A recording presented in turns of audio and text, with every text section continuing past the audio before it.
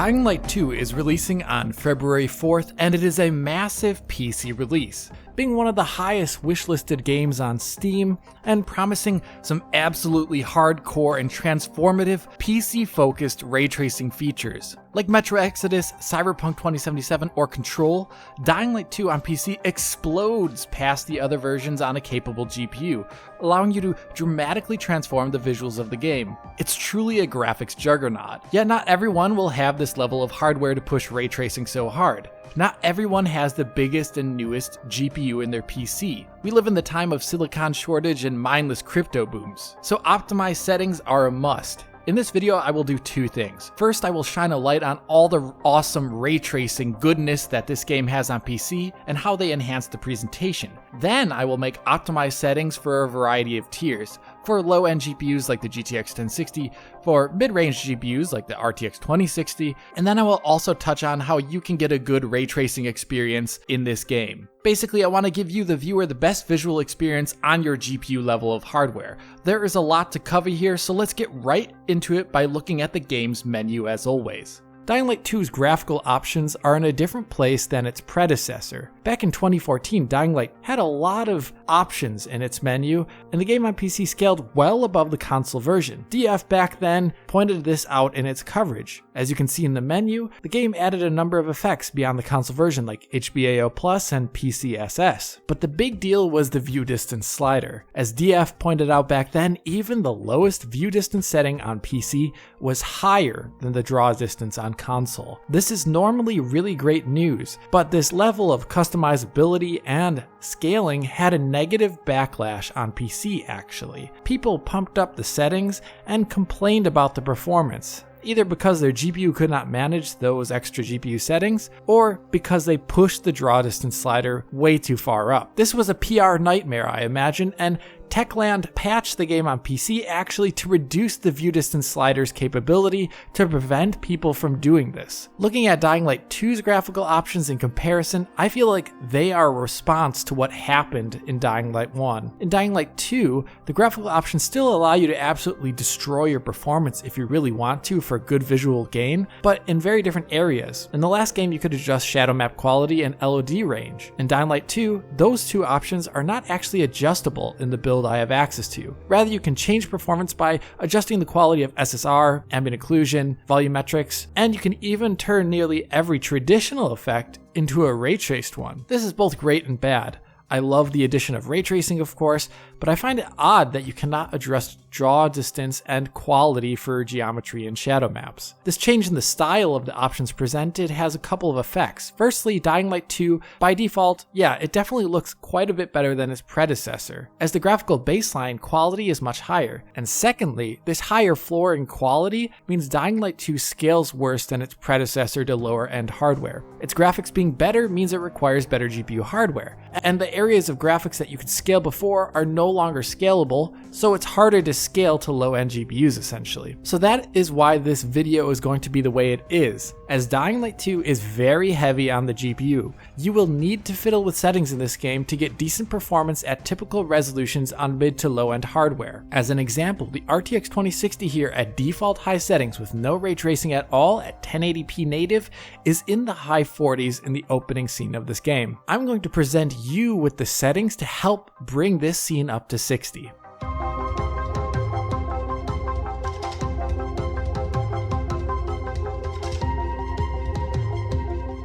But before I get into optimized settings, we really need to talk about Dying Light 2's ray tracing, as it is incredibly transformative to the game's visuals. And to talk about what I mean visually, let's start by looking at this church here, a rather innocuous game scene like any other that you may find in a last-gen game. The church is in shadow here, so it is primarily being lit by the game's indirect lighting systems. No RT is on here, so a voxel GI solution is giving this image its primary color. Ambient shadows are added in with screen space ambient occlusion, and the glass, metals, and stone here are getting the reflective properties primarily from cube maps. This is all standard rendering stuff. Ray tracing changes all of this to the point where this scene with ray tracing both inspired and humbled me. So this is the scene with ray tracing. It looks completely different. And I can say without a shadow of a doubt that it looks better in every single category to mention. And a lot of that is from the indirect lighting being completely different. In a side-by-side here, we can see voxel probe GI now being replaced by per pixel ray trace global illumination that is exclusive to the PC version. Now most of the light hitting the church here is coming from directly above with the big blue sky. And since that light is coming from an actual location and not from some directionless probe lighting, this lighting is shadowed. So you get all this great blue light from the sky, but also that light is shadowed. So under each outcrop of the building, like under the arch, it is filled with darkness where that skylight has trouble reaching it. If you contrast that with the normal lighting the game has, the difference is incredibly stark. The voxel probe GI is trying its best, but its limitations are rather obvious. First, there's that weird glowing on surfaces. Everything almost looks a little bit radioactive. Then there's the reddish golden light on many surfaces. This golden light is presumably coming from a probe sample, which is sampling the sunlight, but it is being, of course, applied to the wrong surface. As a reminder, the sun is actually far behind on the other side of the building here, and there could not possibly be any of it getting over here. Furthermore, you can see how the old techniques like screen space ambient occlusion are completely supplanted by ray trace GI. In the ray trace view, the shadowing in the image is coming from a direction, namely the sky. In the old style of rendering, since this area is already in a dark part of a shadow map, the darkening can really only come from SSAO. And SSAO is essentially an outline tracer, where it is adding darkening kind of oddly to those areas where geometry intersects. It can almost make the older view look like a stencil drawing when you think about it. On top of this, you have the change to specular lighting, or reflections. The metals, the glass, and the shinier parts of the stone from this angle before could really only look reflective due to Q maps on them. Now ray traced reflections give the glass and metal a darker hue, where the glass of the church door you can see even has off-screen reflections of the tree behind my character moving. This massive difference that we're seeing here in this scene, where the church looks essentially completely different, are found all throughout the game in nearly every instance where I could look, all thanks to RTGI. Here under this bridge, where there's all this weird glow and whatnot, well, the ray trace lighting makes the scene look naturally dark and atmospheric with proper bounce. A few paces further in that same area, we see this rubble on the ground. It looks kinda odd and glowy again without ray tracing. Light must be leaking through the geometry from somewhere else. With ray tracing cranked, my gosh, it looks like a Michelangelo in comparison, with subtle blue hues from the skylighting, and all the rock's geometric detail is being emphasized with mini self-shadowing. Dying Light 2 is really a perfect use case for having the lighting being done via ray tracing, like Metro Exodus or Cyberpunk, as the time of day is changing and nearly all the game's lighting is going to be done in real time. So how does this actually work though? Let us break down ray tracing's effects step by step with this scene here. So we're inside a bus. It's just a random location with no ray tracing on. It looks pretty old gen, something you could find in really a lot of games. Now let's start adding in some ray traced features. First, with ray traced ambient occlusion, Xbox Series X and PlayStation 5 use a version of RTAO in their RT modes, and as you can see, it already rather impressively changes the image. It adds an ambient darkening under the chairs to help prevent some of the odd light leaks that happen due to the game's standard global illumination system. Things are already looking better. Now let's add in ray traced shadows from the sun, which the console versions also have. Here, shadow map errors are corrected, so light leaking is clamped down again. But as you may notice, even with these two ray traced features on, the scene still doesn't look right because the ambient lighting is still actually very wrong. Firstly, it is a bit too dark now when you think about it. The fogged up window is rather bright and oddly floating in this darkness. It should also be bouncing light around the room. With these two effects, RTAO and RT shadows like you would find on console, the scene looks better than it did before, I would say, but it still can look a lot better. So let's push it further on PC. First with ray traced reflections. With ray traced reflections, more light is now added into the scene as off-screen reflections can brighten up surfaces. So as you can see here, that area around those foggy windows now has some more color into it, looking quite a bit more natural than without RT reflections. RT reflections also mean specular lighting is now reflective of the immediate environment. So areas where light is trapped and becomes darker like under the chairs here, well, that looks a lot better now, whereas before, the metal there was reflecting the sky outside, which of course makes no sense. And in those areas where the sky is visible, like on the floor over here, we can see blue light hitting the metal, whereas before it was really rather drab. So having the reflective properties of light modeled is a nice improvement, but the biggest change actually has yet to come, and that is from ray trace diffuse lighting, also known as ray trace global illumination. When we add that in, the scene has hit its pinnacle. Now all the light on all the surfaces in the scene becomes interrelated. There's no more voxel probe lighting approximations in there causing light leaks or random lighting to appear. So all the seats which were actually before previously kind of weirdly glowing, well, now the only light really hitting them is from those foggy windows that I mentioned earlier. And those window surfaces now actually are bouncing light around the scene. The same can be seen further down the bus where the previous voxel GI system left the scene improperly lit. But with diffuse GI, it can actually look correct now. We can see that soft glow from the windows added into the scene, and even shadowing from that light if you pay attention. Like these barriers here, which now have their backsides in shadow, not glowing in a weird way like they were previously when RTGI was not on. If we go from all RT off to all RT on, it is like jumping in a time machine here. It's truly transformative. First you have your old gen, then you have your current gen consoles with RTAO and RT shadows, and then you have your PC, each step making the game look better and better. And most powerfully in this game scene here, all we are doing is changing the lighting. The models and the materials in the scene are the exact same. It's just that the lighting is affecting them and changing their appearance so dramatically. Now before I close off this section talking about the virtues of our Lord and Savior ray tracing, I want to show off some other little bits that I found very interesting. For example, with ray trace shadows. Normally, ray trace shadows have a hard time with alpha-tested geometry, either because of how they're animated or due to how expensive it can be. So vegetation is not easy to capture with ray tracing. Yet curiously, ray trace shadows in this game dramatically improve the rendering of such geometry by adding in shadows where the normal rendering does not have them. Just look at this grass field here. It looks completely different with RT on. Upon closer inspection, there's some interesting stuff going on here. Firstly, most of the shadowing seems to be done as an extension of screen space. So if you do move the screen around, you can see some of the shadows disappearing at the top of the screen. But at the same time, it doesn't look the same as normal screen space shadows. They're much more stable and don't disappear as often in obvious ways. So something's going on there that I would really love to know about. Secondly, there appears to be sometimes the use of proxy geometry, but not always. For example, here on the ground, this bush, there's a huge improvement there with just turning RT shadows on. But if you look, the shadow doesn't actually align with what the bush looks like. It's a fake, an imposter. But it's convincing at first glance. But other times there's no such thing at all, and you get nice attenuated soft shadows that move one-to-one with the branches and trees. So I would really love to know how they're doing their shadowing in this game. The second thing I wanted to mention was how there's a separate option for flashlight ray tracing, which adds a second layer of ray trace GI specifically for the flashlight. Now, if you have normal ray trace GI on,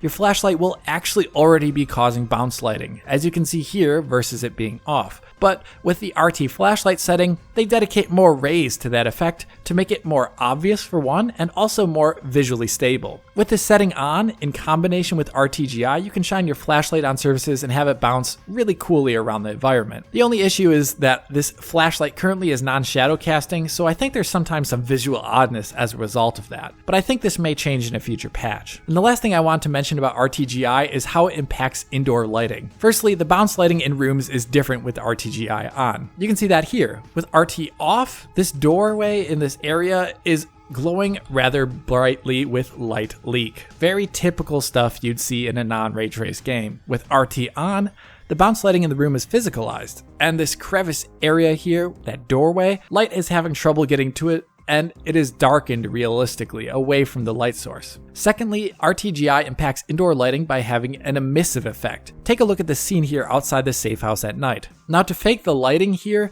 the artists have set up an emissive texture on the window. It makes it look like there's a light glowing on the inside and lighting up these windows here. But no RT is on, so the area surrounding that surface of the window has no light whatsoever. It actually looks rather bizarre when you think about it. There's just this lit up window, but everywhere around it is dark. Nearly every game in existence with real-time lighting has this issue. But with RTGI on, you can see an emissive glow now coming from the shape of that window, and it's cast around the environment. And this lighting even allows shadows to be cast, like you can see from the barrels on the ground here, or the adjacent wood. Emissive lighting can look amazing, and it can dramatically transform almost any scene in the game like you see here. But it does have a downside. The more lighting that is only driven by emissives, the more errors you can find, like fireflies as you see here. These are speckles of white or brightness that are very small and ever changing, and they're not being filtered out. This is not an ultra common occurrence necessarily, but I did notice it in a number of scenes where the lighting was very dark and there were small emissive lights nearby. So this is a negative thing to be mindful of. But in total, the ray tracing here is an incredible implementation, and that's mainly due to RTGI, which absolutely transforms the PC version into something special that cannot be seen elsewhere like on the consoles. RTGI in Dying Light 2, in my opinion, makes it a must-have ray tracing experience like Metro Exodus or Control for those who are interested in the latest graphics technology.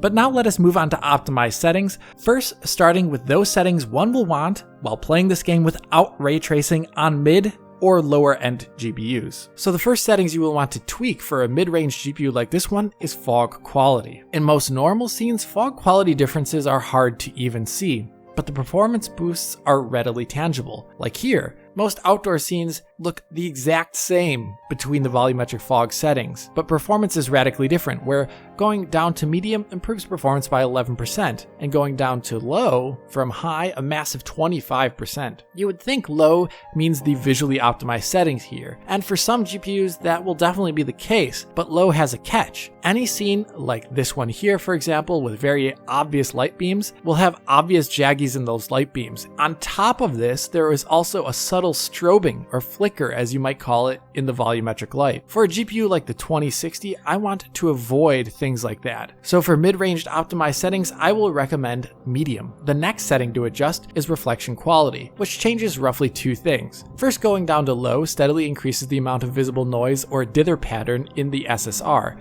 It makes the reflections less stable. Secondly, the roughness cutoff is increased, making rougher materials not have SSR on them. In the event here, that means an ever-increasing blackness in the texture where SSR is not applying. High to medium in a scene full of SSR like this one saves a modest 4%, but high to low in a scene like this one saves an incredibly significant 23% performance. The amount of visual difference between settings here is very scene dependent, but so much of this game takes place outdoors with rougher surfaces, and in such places, you will only see a one-off object like the car here, showing off the differences between the setting. And only the high setting really cleans up the grain of SSR in a completely satisfactory way. So as I see it, if you have a mid-range GPU, go for the low SSR setting. Next up is ambient occlusion. Here, going from high to low essentially increases the amount of noise seen in ambient occlusion shadowing, like here on the grass on the ground. Notice how there's more noise in the image on low than there is at high. Low saves 5% performance here in this scene, and I recommend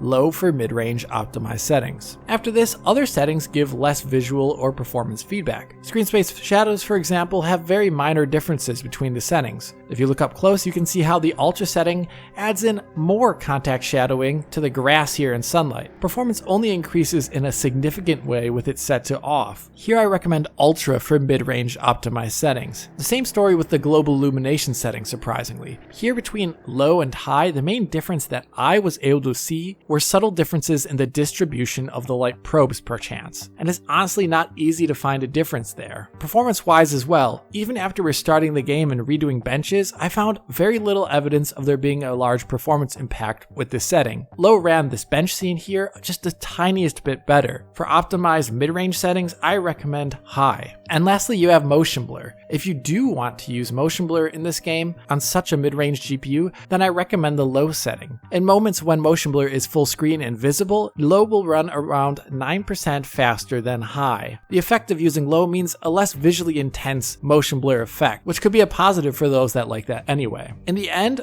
mid-range optimized settings without ray tracing will look like this. You'll cut down on SSR to its lowest, as it's not usually visually intrusive. Fog will be set to medium and not low, because low is too intrusive for a GPU of this caliber. and then there are some smaller nips and tucks in here to squeeze out as much as possible. For a GPU like the RTX 2060, these optimized settings pay dividends. In a scene like this one that I showed off earlier from the opening, which is one of the heaviest areas in the game goes from being a good deal below 60 FPS on this GPU to being right at 60 FPS, increasing performance by 25%. In a scene like this one that is more representative of the rest of the game in the city, optimized settings means being healthily above 60 FPS with room to spare instead of being below 60 FPS, once again increasing performance by 25%. So what does mid-range performance look like across vendors at the same resolution? Let's take a look at the RTX 2060 Super and pit it next to the RX 5700 as I usually do. When I do this, we can see some neat stuff at 1440p. I would say both GPUs run this game really well here with my mid-range optimized settings. The intro area of the game with all this vegetation is actually one of the heaviest areas I've seen so far, and it's luckily rather benchable with the intro cinematic, and both GPUs here are just on the cusp of 60 FPS, so not really good enough for a standard 1440p. But the RX 5700 here pulls ahead on average by 4% with the latest drivers as of February the 2nd. This is good stuff. So that's the performance between vendors at equalized settings and resolution between the GPUs. But honestly, if you have an RTX GPU, you shouldn't be doing this anyway. The game just begs for you to use DLSS if you have an RTX card due to how heavy this game is on the GPU. Even without ray tracing, DLSS will greatly benefit your performance or allow you to pump up settings to be higher than I recommend. With ray tracing on, DLSS is an absolute must, to say the least. RT basically requires DLSS in this game. Why do I say all of this? Well, let's take a look at this scene here on an RTX 2060. Mid-range optimized settings in play at 1080p. On the right, I have native 1080p. On the left, I have 1080p DLSS in quality mode. Let us zoom in and look at the details. Texture detail and all that and edges look very similarly preserved with DLSS, and even those things in motion, like the foliage, look extremely similar. And that is a bit surprising considering how techniques like DLSS tend to struggle the most with things like foliage. Very similar image quality here. Performance though is not similar. Native is running at 68 FPS here, and DLSS in quality mode is running 30% better at just below 90 FPS. With this kind of a performance boost, an RTX 2060 can try and output at 1440p, for example, instead of 1080p. It could also go above my recommended settings by using things like ray tracing. What does that look like? Well, let's look at this scene here with 1440p with every setting max, including all the ray tracing settings on. DLSS makes this possible at all, which is very different to something like, say, FSR, which is not a reconstruction technique though.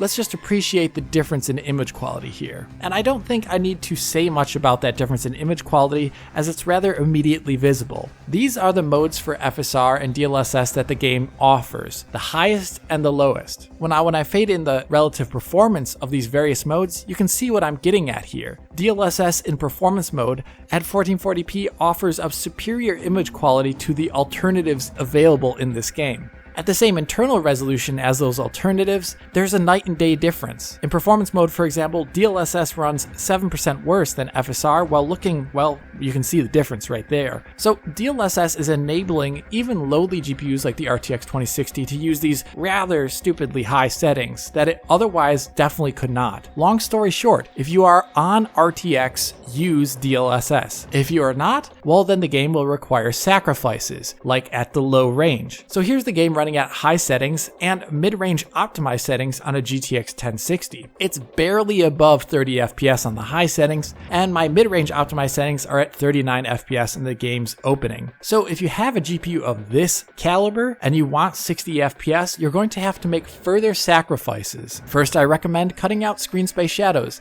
It's a shame, but something has gotta give. Then I recommend putting GI down to low. It had minimal visual effect, but every little bit of performance will help. In terms of other settings, there's not much more that can be put lower. Adjusting SSAO to none has an incredibly negative effect on the visuals, so we don't want to touch that. So the last sacrifice is going to be volumetric fog quality. We're going to turn that down to get big performance gains, but sacrifice the quality in certain conditions that I talked about earlier. With those cuts in place, the low-end 1060 is now at 46 FPS at 1080p in the game's opening, which, like I said, is one of the heavier areas in the game. It's almost almost at 60, but realistically, it can and will not be there if we play the game at 1080p, which is not actually that surprising, as the base PS4, for example, in this game is running the game at sub 900p, so we need to adjust resolution to help performance. At 900p in this heavy scene, the 1060 is just below 60 FPS. At 768p, it is healthily above with a very nice 69 FPS. So with a GPU of this level, you have two options as I see it. You can try and target 50 FPS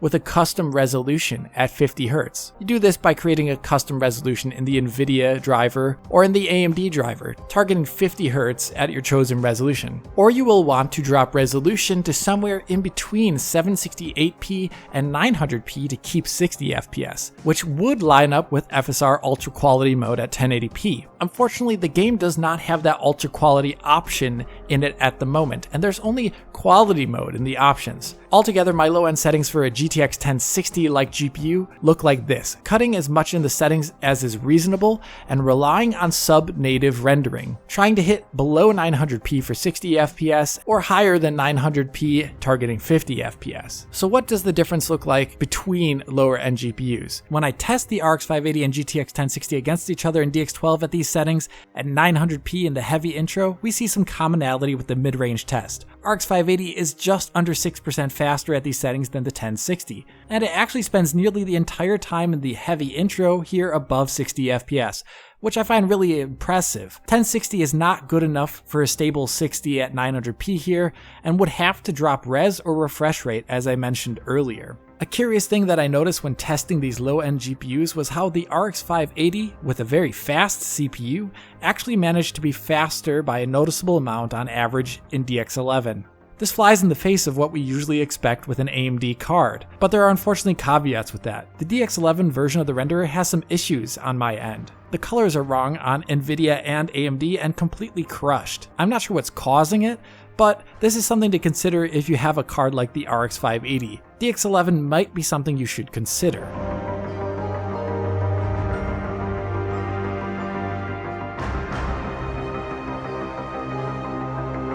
Moving over to the ray traced optimized settings here, let me get something very clear. The ray tracing options in this game and all of them together are very future looking. They're meant to be combined for PCs of the future. This is good and a positive thing. As an example, here's an RTX 3090 completely max settings for everything in the game, 4K output, DLSS, and performance mode. So that's 1080p internal res. And the game can run like this at those settings. This is the best released GPU on the planet, so yes, these settings can be designed for future PCs. Also, when turning on RT effects, you need to consider that you are paying for the effects cost itself, as well as the cost for turning on D3D12 Ultimate and the acceleration structure. Can't really measure that so well, but here's the cost of turning on D3D12 Ultimate on the 3090 at 4K DLSS performance mode, around 5%. So what do you actually want to turn on? Which effect? The answer is simple, you really want to turn on RTGI. Consoles, I think here, with their RTAO and shadows, prioritize the wrong thing. The game changer effect is RTGI in this game. After that, anything else is icing on the cake if you have GPU power to spare, and most won't. So why do we want RTGI? Well, let's look at this scene here with mid-range optimized settings on the left, 4K DLSS performance mode, 3090, and that same config on the right, but with RTAO. The difference is nice from RTAO, but I don't consider this a game changer. Now let us throw in the scene with the same config but with RTGI instead of RTAO. Yeah, the lighting looks rather different and it is much less flat. Guess what? The RTGI costs the same as RTAO on this GPU. So yes, you want RTGI. RTGI is responsible for the game looking like it does on the PC. But there are some other things to consider, as RTGI in Dying Light 2 is not as encompassing as it might be in theoretical applications. Yes, it adds ambient shadowing and lighting everywhere, but there are some cross-gen things left over in Dying Light 2. Like this scene here. This lighting in this cave here, this white lighting, is as fake as they come. This is not coming from RT at all, and it is just an artist-placed non-shadow casting light. There's a number of these found in the game, and RTGI cannot cover them actually, so you need ambient occlusion. So which ambient occlusion do you want with RTGI on? This is the game with RTGI but no ambient occlusion. Outside the door threshold, we see great ambient shadowing from the skylight. It looks great. But inside the door threshold, inside this house, we see no ambient shadowing, curiously. That is because there is also a fake light here, unfortunately, and this messes things up. So the foliage and the geometry indoor here is lacking any of its contact shadows. If we add in the low ambient occlusion from my mid-ranged optimized settings, this starts to look more natural. But this is where something curious happens. RTAO, in comparison, nearly costs the same as low AO when RTGI is on. RTAO seems to be an extension of the RTGI effect somehow, so there's no reason not to use it when RTGI is on. RTAO is even cheaper than high screen space ambient occlusion while looking better. So optimized settings for RT, based upon my findings, includes RTGI and RTAO. So these are optimized settings for most GPUs out there. My mid-ranged optimized settings, but with GI and AO being ray traced. That's about it. Really simple. Now, if you have an even bigger or badder GPU, like the 380 or above, you may have the headroom for one more effect type, and the choice is really yours. First, this is the flashlight RT. This is super situational, but we'll add in some more obvious bounce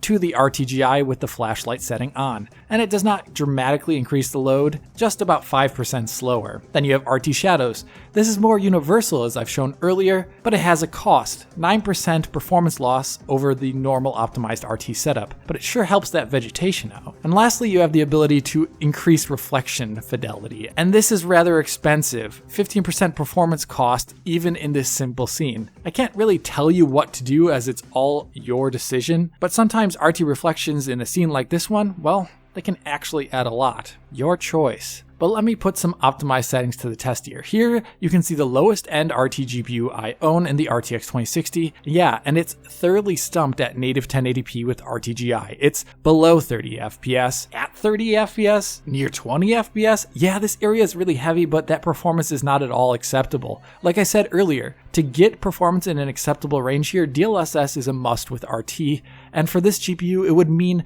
the lowest DLSS setting for 1080p of performance mode, which is definitely not as flawless as quality mode. So on a GPU like this, you would trade clarity with DLSS for the performance and of course all those benefits of RTGI, and I think that is actually usually suitably worth it. But what about big GPUs? Here I ran the RTX 3080 versus the RX 6800 XT with my optimized settings plus RT shadows for a high-end experience, which I think looks great in the opening scene at 1440p. The RTX 3080 does a pretty good job here with an average of 56 FPS over the bench run, but the RX 6800 XT fares less favorably, dipping into the low 20s at its worst and averaging around 33 FPS. Not really playable. It scores almost half that of the RTX 3080. I would say both GPUs though would really want to use different resolution configuration with these settings, so I ran a more realistic test as well. This time, the same settings, but the RTX GPU is using DLSS quality mode and the AMD GPU is using FSR in quality mode.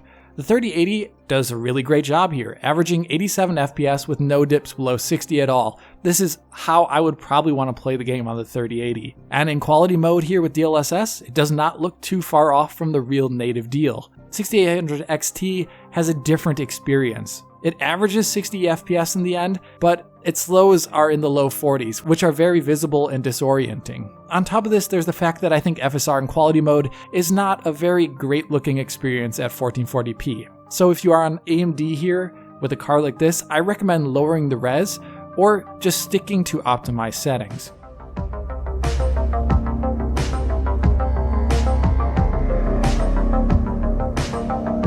And with that, we're at the end of this video, but before I say goodbye, let me say a few things. Firstly, the game is pretty fluid on average while playing through it, but I did catch one-off frame stutter drops when running through the game on a variety of configs. I presume these are shader compilation based on the context that I saw, so I would really prefer if the developers moved all shader compilation possible to a pre-play preload. Secondly, the version I was playing throughout the review period was changing rather often, and I honestly am not sure which issues or aspects will be changed by the day one patch. One thing I heard will change is DLSS though. It looked good in my build, but it had some pretty weird bugs.